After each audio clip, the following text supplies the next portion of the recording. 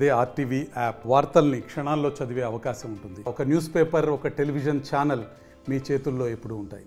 నిన్న తాడుబెత్తులో బస్సు తగలబెట్టడానికి ప్రధాన కారణం ఫ్లై యాష్ గొడవలేనా? అయితే ఈ విషయంలో మాత్రం జేసీ ప్రభాకర్ రెడ్డి మాత్రం కేవలం కక్ష సాధింపు చర్యల్లో భాగంగానే ఫ్లై యాష్ గొడవల కారణంగానే తన బస్సును తగలబెట్టాలని ఆరోపిస్తున్నారు. ఏదైతే ఫ్లై యాష్ వివాదం చిలికి గాలివానగా మారి ఒక రకంగా ఉద్రిక్త పరిస్థితులకు దారితీసింది.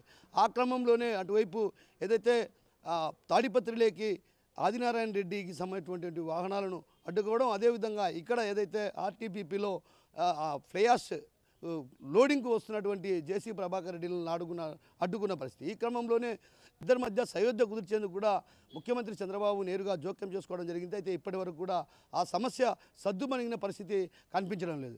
ఏదైతే ఫ్లై యాష్ వివాదం చిలికి గాలివానగా మారి ఉద్రిక్త పరిస్థితులు దారితీసిన నేపథ్యంలో ఒకసారి మంత్రి గొట్టిపాటి రవి కూడా జోక్యం చేసుకోవడం జరిగింది. ఏదైతే ఆర్టీపీలో జరుగుతున్నటువంటి ఫ్లై యాష్ దందా వ్యవహారంలో కూడా 4 అధికారులను కూడా సస్పెండ్ చేశారు.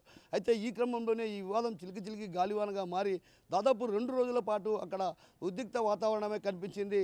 ఒక రకంగా ఇరు వర్గాలు కూడా అక్కడికి మోహరిస్తారేమో అనేటువంటి భావనతో అటు పెద్ద ఎత్తున పోలీసులు కూడా భారీగా మోహరించినటువంటి పరిస్థితి.